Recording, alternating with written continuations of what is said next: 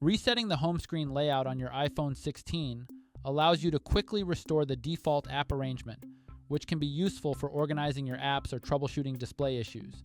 Here's how it's done. First, head over to the home screen by swiping up from the bottom of the display. From the home screen, tap on Settings.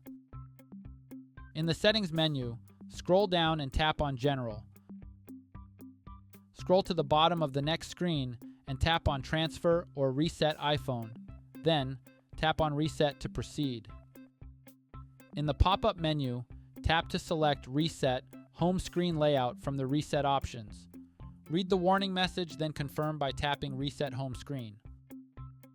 You'll now see that all your apps have been rearranged to their default positions. Built-in apps will be in their original locations, while downloaded apps will be alphabetically arranged on subsequent pages.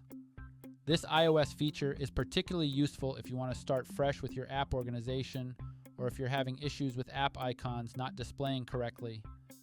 Note that after resetting, you may need to reorganize your most frequently used apps for easy access. And that's it. Please subscribe to this channel if you found this video helpful. Thanks for watching.